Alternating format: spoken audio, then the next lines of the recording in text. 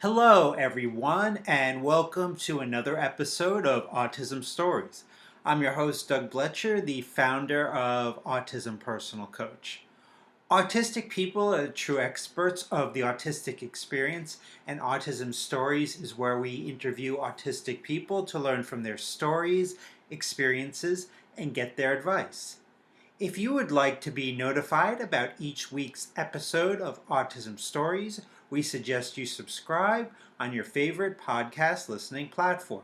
We would also appreciate it if you could give us a positive rating and review, as it will help others to learn about autism stories. It's just a little less than 3 weeks to go until STEMI Vibrations, a day to celebrate autistic voices, which will be on April 2nd. We have two more podcasts that are going to be joining us on that day. The first is Cafecito Atípico with Nahir Fajardo, and Fatty's Talk Back that has 5 co-hosts that include Caleb Luna, Mikey Mercedes, Deshaun Harrison, Brian Guffey, and Jordan Underhall. Nahir will share the various stims that she and her family members enjoy and communication to ensure that each person's needs are met on Cafecito Atípico. And Fatty's Talk Back will have an important discussion on the intersections of fatness and neurodivergence. In order to hear these wonderful podcasts and to participate in STEMI Vibrations event, you will need to register, and a link to do just that can be found in the podcast description of this episode. Now on to today's episode of Autism Stories, in which Dr. Sarai Pahla joins me to discuss being a medical translator, as well as we talk about communication for autistic women. We hope you enjoy today's conversation. Dr. Pahla, thanks so much for joining me today. Yes, thanks for having me on. I wanted to start off and learn, where does your story in the autistic community begin? So this is quite an interesting one because originally it began with just trying to talk about having an autism diagnosis on Facebook. This gradually led to me talking about it on more social media platforms, but it started with me trying to figure out who I was. Among the people that back in the day when social media was very close and connected, it started with me trying to figure that out among the people that I knew. Yes. We'll come to more of the social media stuff later, so I don't want to preempt any of the subsequent discussions. Yeah. But that's kind of how it started. Absolutely. Yeah.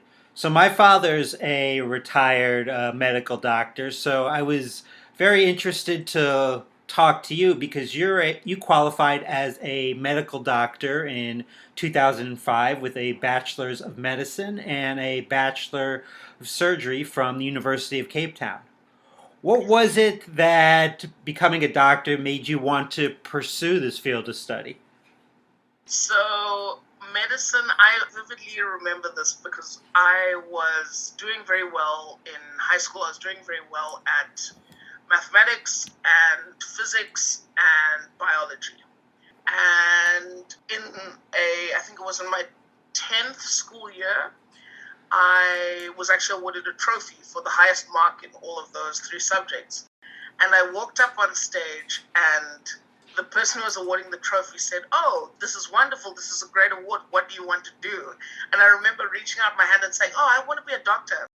And it was kind of a funny thing because it seems like, or at least when I tell the story, it seems like a spontaneous decision. But I was very fortunate to have a very strong academic career. And I really didn't have any direction. I didn't know where I wanted to go and what I wanted to apply my knowledge and intellect and interest to. But having those 3 interests pointed out to me so clearly and so obviously and unambiguously, it just clicked in my head, oh, this is obviously what I wanted to do. And I'm so glad I couldn't have made a better decision. It is a great career just learning how we as human beings work and how we interact with each other and why we do the things that we do. It's fascinating, but it also has the potential to make so much difference in other people's lives. Yeah.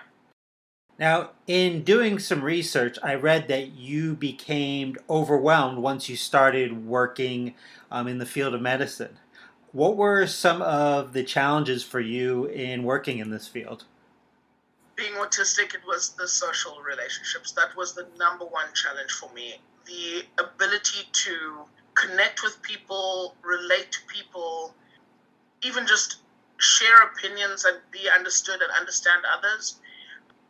I feel that I'm very disabled in this particular area of life, and it played out so clearly in the medical field, where one would expect that doctors would have more understanding for undiagnosed medical issues, but actually it's quite the opposite. I think it's a field where people are expected to give their best and do their best, and being autistic isn't considered sort of the best. Mhm. So So I'm curious. You use the word connection, and I spoke. We spoke not too long ago for the first time, and I felt in that conversation like an immediate connection to you. So I'm wondering, when you say connection, what was the challenge of that, like with others in the medical field?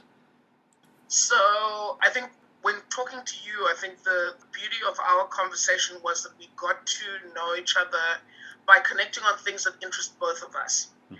In medicine, I'm in an environment where, or at least working in a hospital where you're under pressure to not only provide services to people who are in, the most vulnerable and challenging situations that they will ever face as human beings, you're also expected to cooperate with others in a way that allows you to, for example, if you're a doctor in a resuscitation room, you have to lead a team. You have to give guidance to all the other members of the medical team who are there.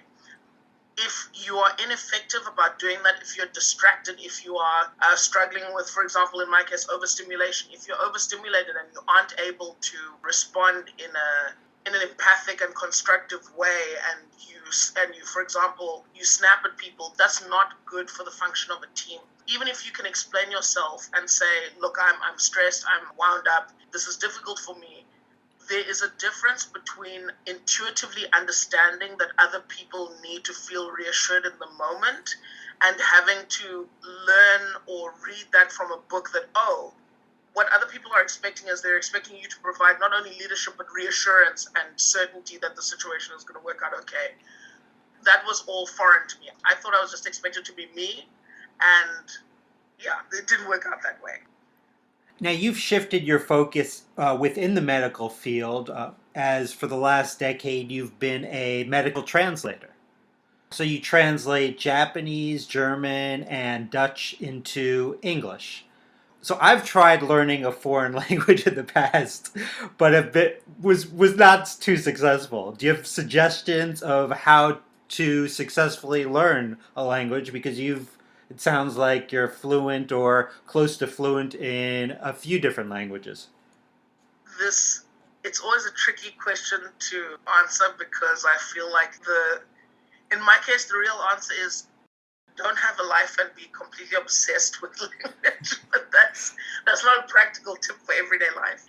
Generally speaking, my advice is that I think that people, so especially because of a lot of apps that we have these days and technology sells the idea that it's easy and you can do it quickly, and learning languages doesn't have to be painful or embarrassing for you. But the difficulty and the pain and the embarrassment, that's all part of the beauty of learning a language. And I think we have to embrace those things rather than look at them as signs that we're not doing well. The fact that you're trying shows that you are succeeding. Every time you open your mouth and use a different language, it shows that you're making an effort, and that is more important than whether or not your grammar is perfect or your pronunciation is perfect. Yeah. So, from my understanding, you live in Germany now, and in terms of learning German, but why did you decide? I imagine you speak German. Yes. Yeah, but why did you decide to also learn Japanese and Dutch? So Japanese is an interesting one because I come from an extremely linguistically gifted family. My mother speaks 15 languages now, current point in time. At the time my father passed away, he spoke 8 languages.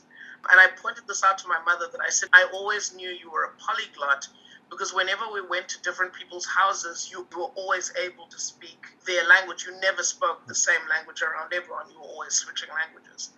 So even from a young age, I was very used to the idea that there was always going to be different languages around me. However, my parents used they taught us English, and they had multiple common languages that they could communicate in. And my sister and I were always a little bit jealous that they could have private conversations and we couldn't. Because they could understand the languages that we.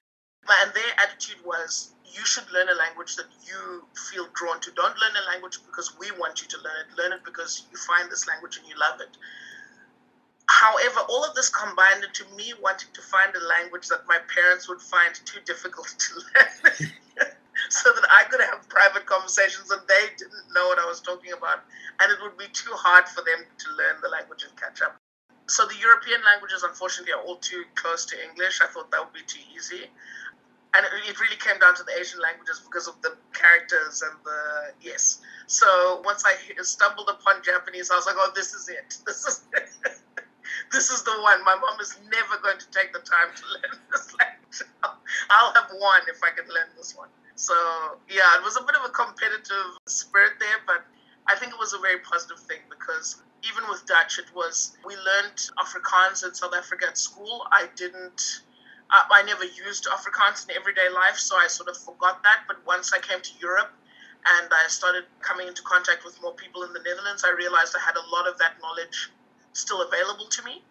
And it was really easy to build up that vocabulary and be engaged with the language. But I think that was more of an extension of being here in Europe than specifically with Japanese, where it was a targeted effort to achieve a certain outcome. Let's put it like that. Yeah. So I know many neurodivergent people who would probably love to get paid to translate or proofread documents, which is exactly what you're doing now, and you're self-employed and provide medical translator and proofreading services. What's been your experience in being able to get enough of that type of work to maybe meet your financial and career goals?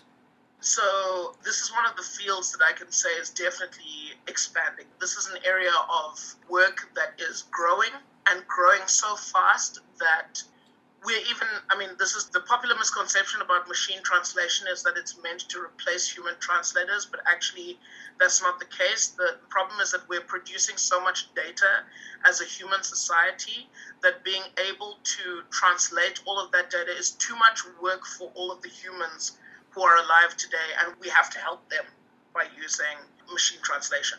So I think that there's a vast amount of work out there, and particularly for autistic people who have special interests.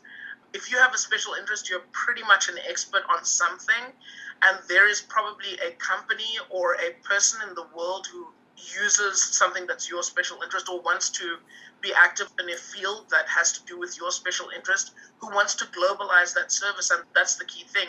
The fact that we're also connected means that having subject matter expertise in something and having the ability to express that subject matter expertise in more than one language is an extremely valuable skill that will only become more valuable with time because we are producing just huge amounts of data. So, yeah, yes. And if there are businesses that might be in need of your medical translator and proofreading services, how can they kind of go about in connecting with you? So I do have a website called saraipahla.com. My contact details are all listed there, but I have a strong preference for email communication. That's the best way to get hold of me. Companies can email me, navigating to the contact details on my website, and get hold of me there. Yes. So beyond the work you do, you gave a TEDx talk back in 2017 that I believe has almost 200,000 views on YouTube, where you discuss women and autism within the context of dating. So one of the many interesting things you talked about was your thought on efficient communication with others. What do you see as maybe some ways that communication can be more efficient for yourself or other autistic women? So I must say that this is a really challenging question to answer in a sensitive way. I'm going to preface this by saying I'm going to say it in my blunt, autistic way, and I trust that the audience watching this is going to take it in the spirit that it's intended. I feel like one of the issues that we have in society is that women are expected to give men the confidence to approach them. So what I get from this is from reading books and what I've seen online and stuff. The idea is women in a romantic situation are supposed to signal to men magically, in my imagination, are supposed to signal to men that it's okay to approach them. And that's really difficult when you're autistic, because all of that signaling, all the ability to signal at all is not present. And I know that there are a lot of people who don't accept this as fact, but that's the truth. We don't have the ability to. We can learn to put it on. We can learn to imitate what other people are signaling, but we're imitating what we think someone else wants to see. We're not actually communicating what we want. And we, as autistic women, are relying on men to develop enough self-esteem to be able to approach a woman, but also be able to understand that, yes, sometimes approaching women, and this goes both ways, because this should not be a sexist thing. I'm speaking from the perspective of the heterosexual woman, but I believe that anyone who wants a partner is hoping that, at the very least, they themselves have developed the self-confidence to be able to express that to someone else, to express interest in someone else. But I think that we are also all hoping that other people have done the necessary work on themselves to be able to approach us confidently and not force us to be interested in them, accept it if we're not interested, but also be open to taking things slow and not feeling slighted when we can't express the type of interest that society terms as being correct interest. I don't know. I hope that's been kind of clear, but yes, it's a sticky topic to navigate, but I think the first we all have to do work on ourselves before we're ready to date at all. I feel like there has to be a bit more work done if you like to date someone autistic, because you're not going to get the kind of sort of freebies that you get from neurotypical people. It's going to be a bit harder. So, yeah. So often the different identities or intersectional needs of autistic folks are not necessarily thought about. So I'm wondering, in what ways do you see your identity as a Black woman affecting your autistic identity? Yeah, this is a really good question, because being born in the global South and being born as a Black woman meant that it was impossible in the country where I was born, where I lived before I came to Germany. It was impossible for me to get an autism diagnosis because there were two things that overlapped. One, people didn't think that autism affected women at all. So I had numerous incorrect psychiatric diagnoses. And secondly, there was a general perception that mental health issues were not something that occurred in the Black population, Native population. This was something that was never really tackled because people sort of said, well, they have their own explanations for it. So it was really difficult for me to even. I spoke to psychiatrists in South Africa who were absolutely convinced that there was no way I could have autism because I made eye contact. And it was only after coming to Europe and meeting specialists here who had, I want to say, perhaps had slightly more experience with dealing with a greater number of patients, because as we know, autism affects 1% of the population. It is difficult to be a specialist in autism. But my experience was medical professionals in the global South were completely closed to the idea of autism, and I had to come to Germany where it was more expensive. I was privileged enough to have the opportunity to emigrate to Germany with very little hassle. That's not the norm for women in the global South. I think we need to, or at least I feel that's why it's my responsibility to make a point of advocating for better recognition, better awareness, better understanding of autism, so that it shows not only potential patients in the global South, but also doctors that this is a very real thing. This is something that people in the global South suffer from, and we shouldn't have to immigrate to first world countries to get a diagnosis. So, and we also shouldn't have to be so severely disabled that people think that just because we are doing okay that we're fine. Yeah. So that's been my experience. Yes. Well, Dr. Pahla, I really appreciate your time today. Thanks so much for the conversation. Thank you for inviting me.